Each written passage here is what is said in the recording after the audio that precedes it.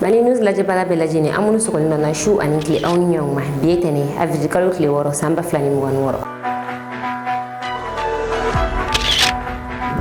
an ka bi kunnafoni bɛna tali kɛ min na Mali armée wulikajɔba de kɛ Tombouctou ni an bɔra yen nɔ Côte d'Ivoire ale ye jago sira nɔgɔya Mali ni Côte d'Ivoire ni ɲɔgɔn cɛ kunnafoni walawalali an bɛna dɔ ma ka kunnafoni kɔnɔ.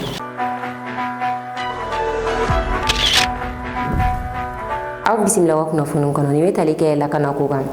Mali armée camion fila minɛ camion minnu gufalen don Bamakaciw ka moto la n'u ka communication minɛw ni mission in ale kɛra Tombouctou ka daminɛ avril kalo tile fɔlɔ la ka taa bila avril kalo tile 3 la u ye ni kɛlɛbolo in wele Tombouctou kɛlɛbolo ni ale ɲɛmɔgɔ ye colonel Seydou Ɲagandugu ye ale ka cɛdenw ni baara kofɔlen kɛ Arazelma ale ni Minta Bubu ni ɲɔgɔn cɛla la mission in senfɛ Bamakaciw ka camion fila minɛna sabula mission in kɛra don min na a don bɛnna Arazelma ale sugu don de ma Arazelma ye sugu ye Bamakaciw ka teli sugu min kɔnɔna la kosɛbɛ u b'u ka sanni kɛ a sugu kɔnɔna la u ka bitigiw yɛrɛ bɛ u bɛ feere kɛ a sugu kɔnɔna la fɛnɛ ni tɛ mɔgɔ ye min ni Bamakaciw kungilenna ye kelen i ye man di nin sugu kofɔlen in na sabula Bamakaciw de ka ca a yɔrɔ la kosɛbɛ Mali armée ka opération kɛra don min na o bɛnna u ka nin sugu in donni ma Mali armée y'i tɛgɛ da camion fila kan camion fila min moto sugu caman bɛ a kɔnɔna la a yirala k'a fɔ camion ninnu ye Bamakaciw de ta ye ani u bɛ communication kɛ ni minɛn minnu ye olu fɛnɛ tun bɛ camion in kɔnɔna la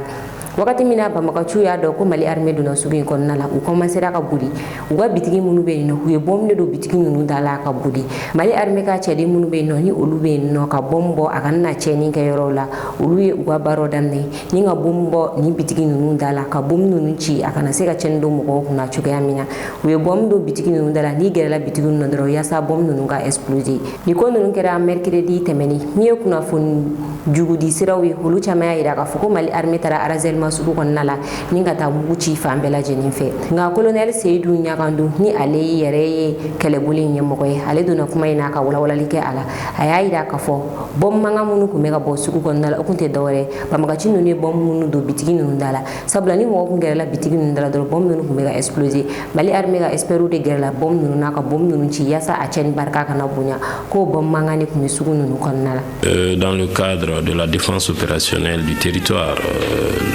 les femmes du secteur 3 ont mené une opération de sécurisation des personnes et de leurs biens allant de l'Erneb jusqu'à Bindagogo. Au cours de cette opération, nous avons pu intercepter de la logistique des terroristes, de la logistique destinée à ces mouvements-là et faisant un mouvement d'ouest en est. Et aussi, l'ennemi, comme à l'accoutumée, a procédé à sa stratégie d'évitement. Mais cependant, beaucoup de mines ont été enfuies sous terre et le professionnalisme de nos hommes a permis quand même de pouvoir désamorcer ces mines-là. Beaucoup ont été détruits. Et dans la poursuite toujours de la mission, nous nous sommes rendus dans plusieurs zones, dont Razellement, le marché de Razellement, qui est connu pour abriter des terroristes, mais aussi pour la vente du matériel militaire, du matériel de guerre. Nous avons pu récupérer des armes, mais aussi l'ennemi, dans sa fuite, a piégé beaucoup de boutiques. Et le professionnalisme de nos hommes nous a permis de pouvoir détruire ces mines-là qui étaient à l'entrée de ces boutiques piégées pour pouvoir porter un coup fatal à nos forces de défense et de sécurité.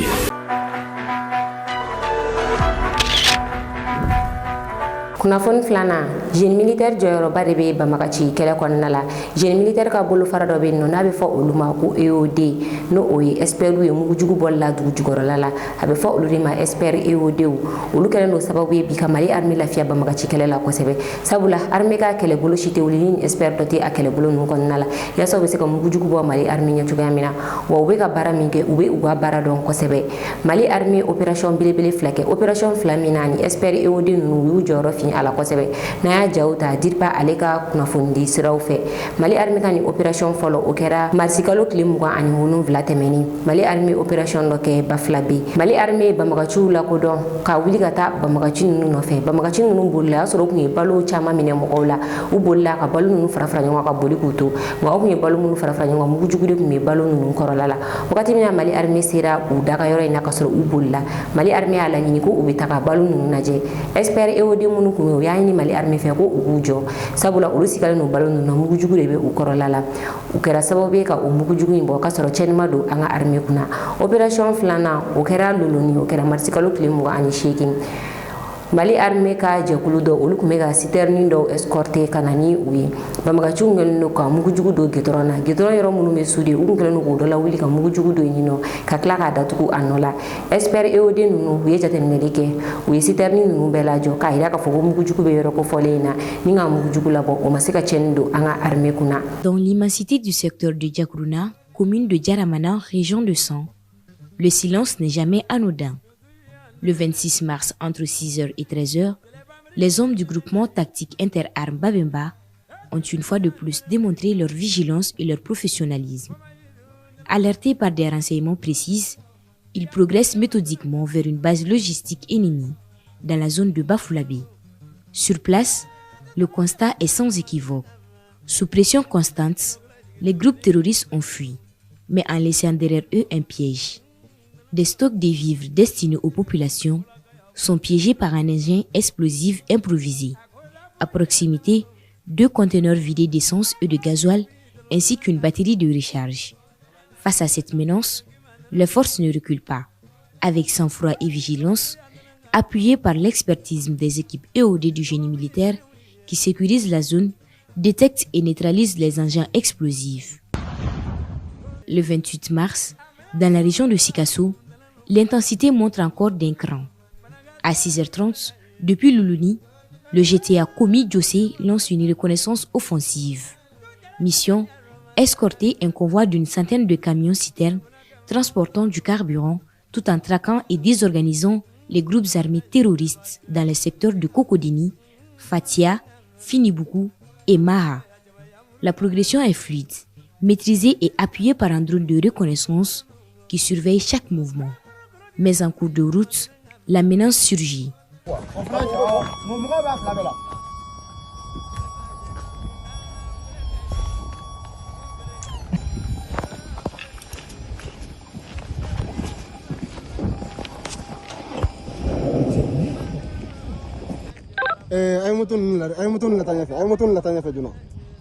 Reculez tous, et détectez. Une fois encore, la vigilance fait la différence. L'équipe EOD intervient rapidement, neutralise l'engin et permet à la mission de se poursuivre sans interruption. Kunnafoni sabana Joro Bokoum ale bilala ka bɔ baara la. Joro Bokoum ale ministère de l'énergie et de l'eau secrétaire général ye. An ye kibaruya sɔrɔ fɔ ko Joro Bokoum k'a bilala ka bɔ baara la. Bima Joro Bokoum bila secrétaire général ya la ni ministère in na. Ministre caman nana ka taga k'a to a ka secrétaire général ya la ni o ye jɔyɔrɔ ye. Ministre bɔlen kɔfɛ min bɛ da ministre kan. Min ye ministre Lamine Seydou Tarawele ale nana ni Joro Bokoum ye. Lamine Seydou Tarawele talen kɔfɛ ministre caman tɛmɛna ka to a ka jɔyɔrɔ in na. Nka ye kibaruya sɔrɔ k'a fɔ k'a bɔra a ka jɔyɔrɔ in na. Mɔgɔ caman y'a yira k'a fɔ mun nana ni Joro Bokoum bɔlen ni jɔyɔrɔ in na. Sabula min ye ministère de l'énergie et de l'eau ye ale ye communication dɔ kɛ communication min mɔgɔ caman y'a yira k'a fɔ ko image ɲuman tɛ ka ɲɛsin a ka ministère ma. Sabula alamisa don ji taara di tabakɔrɔ mɔgɔw ma ji taara di u ma ja dɔw bɔra ja minnu tɛ ja cɛ ɲumanw ye kosɛbɛ. Mɔgɔ caman y'a yira k'a fɔ ko nin tɛ kunnafoni duman ye ka ɲɛsin ministère de l'énergie et de l'eau ma. Joro Bokoum ale bilalen ka bɔ baara la caman ko ko o de ye a kun ye. Nka kibaruya wɛrɛ nana di min b'a yira k'a fɔ o tɛ Joro Bokoum bila kun ye ka bɔ baara la. Min Isaka Tambouré ni ale ye kunnafonidila jolen ale kumana kan a y'a yira k'a fɔ Joro Bokoum a bɔra nin baara in na a bilala ka taa yɔrɔ wɛrɛ de la a bɛ se ka baara kɛ jamana tɔgɔ la yɔrɔ min na. Joro Bokoum k'a bilala ka taa OMVS la o ye cakɛda ye cakɛda min Mali Guinée fo ka taa se Mauritanie ma ale ni Sénégal ni jamana naani de bɛ nin jɛkulu in kɔnɔna la ji min bɛ tɛmɛ ni jamana ninnu ɲɔgɔn cɛ yaasa a bɛ se ka bayɛlɛma cogoya min na ka kɛ courant ye ko Joro Bokoum a bilala ka taa baara de la ka taa bila jɔyɔrɔ la a bɛ baara kɛ Mali ye cogo min na ni cakɛda in kɔnɔna la ko n'o tɛ a ma bila ka bɔ baara la pepewu. Alisa an bɛ to ministère kɔnɔna la Segu Boli a bɔra ka yafa deli maliyɛn bɛɛ lajɛlen fɛ fili be yɔrɔ min na yafa fɛnɛ ka kan ka sɔrɔ o yɔrɔ la. Seku Boli ale ye mɔgɔ ye min bɛ baara kɛ ministère de la réconciliation na jaraw bɔra bɔlɔlɔsiraw sanfɛ jamu kɔnɔna la wari caman de bɛ a bolo tabali sanfɛ a bɛ ka ta page de la k'a di jeli dɔ ma minnu bɛ ka a mabalima kosɛbɛ. Ni ja ninnu bɔlen a ye mɔgɔ caman tɔɔrɔ sabula mɔgɔ min don a bɛ ka baara kɛ jamana de wagati min na jamana bɛ gɛlɛya kɔnɔna la ni wari sugu ka sɔrɔ ale bolo a ye mɔgɔw dabali ban wa a bɛ ka ta k'a di jeliw fɛnɛ de ma. Commerçant tɛ a tɛ baara kɛ a yɛrɛ ye a ka cakɛda tɛ a yɛrɛ bolo nka a bɛ baara kɛ jamana de a bɛ baara kɛ an ka ministère de kɔnɔna la. Nin kɛra fɛn min ye jamanakɔnɔdenw dusu tɔɔrɔ n'a kuma cayara bɔlɔlɔsiraw sanfɛ mɔgɔ caman y'a jira k'a fɔ Seku Boli a bɛ nin wari sugu ninnu bɔ min fo ka na i sigi bɔlɔlɔsiraw kan k'a lacɛn nin cogoya in na. O la Seku Boli a yɛrɛ bɔra ka walawalali kɛ ko in nana cogoya min na ani ka yafadeli kɛ maliyɛn bɛɛ lajɛlen fɛ. Seku Boli y'a jira k'a fɔ ale ye nin ko min kɛ ale tun t'a dɔn ko ale bɛ ka kojugu kɛ fɔ ale kanubagaw kɛlen ka ale wele wagati min na. An ka jɛ an ka Seku Boli ka nin kumakan ninnu lamɛn bamananw ko mɛn da ye mɛn tigi dɔ ye aw fɛnɛ ka hakilina di commentaire kɔnɔna la. Maliyɛnw ne n ye wari di artiste ma o ye tiɲɛ ye mɔgɔninfin tɛ dafa a bɛ se ka kɛ n ye erreur kɛ mais ne tun m'a dɔn kojugu don maliyɛn ni minnu bɛ n fɛ minnu tɛ n fɛ u bɛɛ ye kangarida ye a ɲɔgɔn wɛrɛ tɛ n sɔrɔ mɔgɔninfin ni bɛɛ ko e bɛ se k'a tila ko dɔ ka ɲi mais ni bɛɛ k'i ma k'a man ɲi i b'a sɔrɔ a man ɲi mɔgɔ tɛ dafa mais k'a fɔ ko ne y'a kɛ de k'a yira wari bɛɛ n kun ou bien fɛn o tɛ artiste a nana maliyɛn tɛ burkinabé de don a nana ne kama mɔgɔw ye juguya k'a la ka hasidiya k'a la a nana concert la hali 50,000 jɛ a m'a sɔrɔ o y'a kɛ ne kama ne fana taara sɔrɔ hôtel la ka wari d'a ma k'a se k'a dusu suma n y'a dabɔ de kama n m'a dabɔ ko n b'a yira ni n ko n b'a yira waritigiya de don n bɛ fɛn d'a ma mun ka ca nin ye mais n ye wari d'a ma k'a soulager de wa n b'ala kɛ n yɛrɛ justifier n tala kɛ n yɛrɛ justifier k'a fɔ n siranna ou bien non k'a yira maliyɛnw na Kadi Yafo fana tun bɛ baara kɛ anw fɛ yen ministère de réconciliation na n'a bɔra ka fɛn fɔ ko DDR wari ye maliyɛnw bɛ se k'a tila ko tiɲɛ don dɔrɔmɛ tɛ DDR wari la général Kansa ye général Fane de bɛ yen a ye t'u ɲininka hali sisan denmisɛnnin minnu taara DDR la a y'u ɲininka mouvement ɲɛmɔgɔ fɛn fɛn bɛ n'u ye wari d'u ma u ma dɔrɔmɛ di maa si ma n'a ma kɛ denmisɛnninw ka transport. Kunnafoni na Côte d'Ivoire gouvernement ye jago sira nɔgɔya Côte d'Ivoire ni Mali ani Côte d'Ivoire ni Burkina ni ɲɔgɔn cɛ fɔlɔfɔlɔ la n'i kun ye jagokɛla ka bɔ Côte d'Ivoire kana Mali la walima ka bɔ Côte d'Ivoire kana Burkina sɛbɛn dɔ kun bɛ i kun b'o ta walasa i kun ka bɔ n'i ka jagofɛn n'a kun bɛ f'o ma ko visa nka marisi kalo tile 31 min ye Côte d'Ivoire directeur général de douane ale ye bataki ci Côte d'Ivoire douane bɛɛ lajɛlen ma ni k'a yira k'a fɔ ko nin visa in a wulila ka bɔ Mali ni Burkina kan sisan n'i taara Côte d'Ivoire n'i mago bɛ i ka minɛn na k'a sangana Mali la i b'a san dɔrɔn ka taga ni a ye douane na ka taga enregistrer ka na n'i ka minɛn o bɛ ko nɔgɔya jagokɛlaw bolo sabula i kan ka sɛbɛnni 2 kɛ gafe min nɔfɛ yaasa i ka se ka na n'i ka minɛn ni o bɔra la i bɛ se ka sɛbɛnni 1 dɔrɔn kɛ k'i ka minɛnw san ka n'a feere diɲɛ sariya kuraw la ni ka ko nɔgɔya jagow sira fɛ Côte d'Ivoire y'a yira k'a fɔ ko olu bɛ ka baara kɛ o sariya ninnu de kan ni ka o sariya ninnu labato jago bɛ se ka nɔgɔya jamanaw ni ɲɔgɔn cɛ cogoya min na ko Côte d'Ivoire kɛlen don ka système dɔ sigi sen kan u ka douane na ani Mali douane ni ɲɔgɔn cɛ ni o système in na ni minɛn min enregistrera Côte d'Ivoire douane na a notification min na Mali douane na a bɛ dɔn ka fɔ minɛn sugu min don ko o bɛɛ mana kɛ ko min na ka ban a ma se visa ko ni papier ko wɛrɛ ma ko o ko kelen o bɛ Côte d'Ivoire douane ni Burkina douane ni ɲɔgɔn cɛ o la min ye visa in ye ni o ye papier min kan ka ɲini yaasa i ka bɔ n'i ka minɛn ye ko o wulila ka bɔ nin jamana 2 bɛɛ lajɛlen kan mɔgɔw bɛ ka u yɛrɛ ɲininka mun nana ni nin facilité in ye ka ɲɛsin Mali ni Burkina ma ka bɔ Côte d'Ivoire yɔrɔ la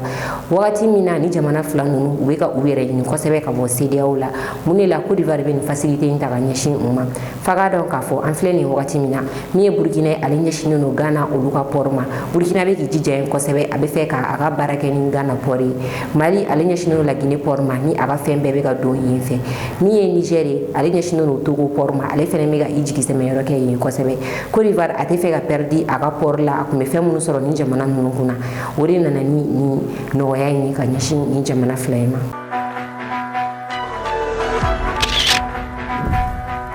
kunnafoni duruna jaraw be bɔlɔlɔ siraw sanfɛ ja minnu kan mustaba kamini ale kɛlen no k'a yɛrɛ yira f'a ka dɔn k'a fɔ nin ja ninnu tɛ cɛ ni intelligence artificielle de bɛɛ ka i janto i yɛrɛ la nka ja min bɛ yen nɔ ni o ja ninnu kɔni ye tiɲɛ o de ye Amérique ale ka minɛn caman tiɲɛna samedi don américains u y'u ka pilote tɔ kelen ye nka a yeli ganna kosɛbɛ sabula américains ka minɛn caman tiɲɛna ni pilote ɲinini na u y'a yira k'a fɔ ko u ka avion fila ni o ye avion de transport MC-130G ko o fila u yɛrɛ o détruit sabula avion ninnu u jiginnen dugumala la ni u ka kɛlɛkɛcɛw ye avion ninnu sen cogora cɛncɛn kɔnɔna la u ma sɔn wulili ma ko technologie ɲumanw de bɛ nin avion in na avion min filɛ nin n'i ye frappe kɛ ka ɲɛsin a ma a bɛ se ka frappe détruire ka taga ni a ye yɔrɔ wɛrɛ la missile tɛ a sɔrɔ ko o technologie bɛ avion in na technologie caman bɛ avion ninnu na ko o de kɛra sababu ye olu yɛrɛ ye bombe don avion in na k'a détruire u tɛ fɛ avion in k'a yɛrɛ sɔrɔ Iran tigɛ kɔnɔ sɔntɛ Iran ale bɛna avion in technologie bɛɛ dɔn kunu Donald Trump ale dimina kosɛbɛ sabula kurun bɛ ka se cɛncɛn ma dɔɔni dɔɔni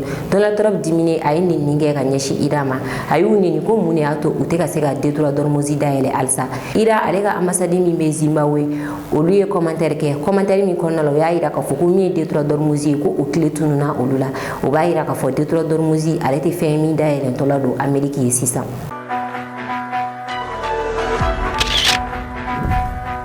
Bi Iran ye communiqué min kɔnɔna la o y'a yira k'a fɔ min ye olu ka service de renseignement ɲɛmɔgɔ ye ni o ye Majid Kademi ye ko o fagara Israël ale ni Amérique ka frappe dɔ senfɛ u ka service de renseignement ministre fagalen kɔfɛ min ye service de renseignement ɲɛmɔgɔ fɛnɛ Majid Kademi ko o fɛnɛ fagalen filɛ Israël ale ni Amérique fɛ o hukumu kɔnɔna la Iran a kɛlen don ka frappe baw de labɛn a ye misili caman fili ka taga Israël misili caman fɛnɛ filila ka taga Américains ka base bɛ jamana minnu kan Iran ye misili caman fili ka taga o jamana ninnu kan an ka jɛ an ka nin misili ninnu jaw lajɛ.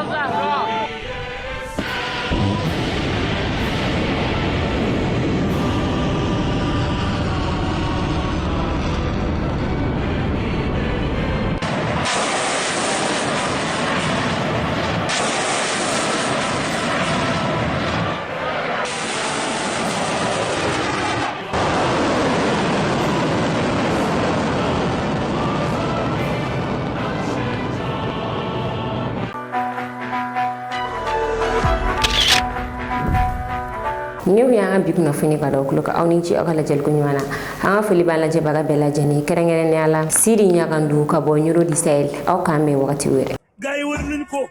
bes na pek tuwal kala de nga fanfar ba ngi rek gaay ngi ram nan président de la république Bassirou Diomaye Diakhar Faye mi ngi leen di xol premier ministre Ousmane Sonko mi ngi leen di xol président assemblée nationale mi ngi leen di xol Mamadou gouvernement bi mi ngi leen di xol waye opposition bi ñi ngi leen di xol Sénégal moom suñu bopp lii la mag ñi jëkk ja bëggoon moom suñu bopp feetu indépendance nit tëgg mbango ji bi nit ñi génn kees benn dëkk ñaari gaar tey ñëpp génn na doomi kees yi tey génneewul ñoom yore si li beek kuy doomi kees tey génn nga kees génn nañu de sori booni ku bëjë. Voilà, après le passage du bataillon de Bendé, nous assistons au défilé du premier bataillon d'artillerie aux ordres du lieutenant-colonel Mohamed Moustapha Sek.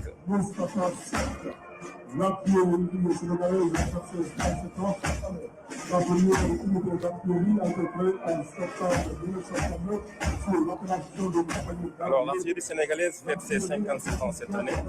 La première unité d'artillerie a été créée en septembre 1969 sous l'appellation de compagnie d'armes lourdes. L'artillerie a pour mission de coordonner l'ensemble des feux d'appui, mais ces deux composants sol-sol et sol-air, le premier bataillon d'artillerie se caractérise par la portée de ses canons, la permanence et la diversité de ses feux. Donc ça, c'est la première batterie qui va passer, qui est une batterie anti-aérienne, la batterie Sol-Air et un système solaire armé de QW2, qui est un système d'arbre de missiles anti-aériens portable de basse et très basse altitude.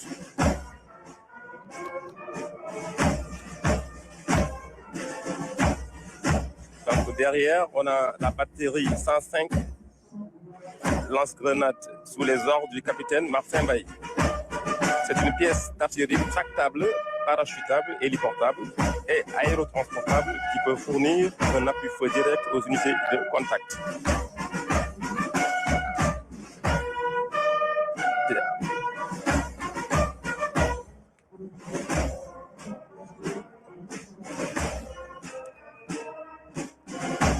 Derrière, nous avons la batterie de 155 TRF-1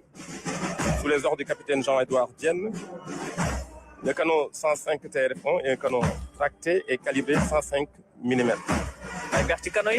dégg nga Ahmadou Bambali musique bi tëgg Birame Yacine ne bu yekkul ma ngay naan ni ay mbanga Birame Yacine bu ma jor sala jige ma ca bela gaay Birame Yacine lañ fëgg Birame Yacine bu lekkul ma ngay naan ni ay mbanga Et la dernière batterie qui passe, c'est la batterie lance-roquettes multiples sous les ordres du capitaine Issa Gueye. Cette unité est destinée à délivrer des tirs sur des objectifs surfaciques, à saturer brutalement une zone et de surcroît d'obtenir un effet psychologique important. Kasega kunafoni jeli nini kadi auma ani kado au jiki koro kunafoni kula mali news mogobe awa demena drame keme kalula ni mogo munu me fe ka ni deme du ama abese ga wari ci numéro ina bi kononton ani kili muwa ani kili binani bishegi ani nani nawo yo wari ci aka na nyine ka auto ko fenenci auma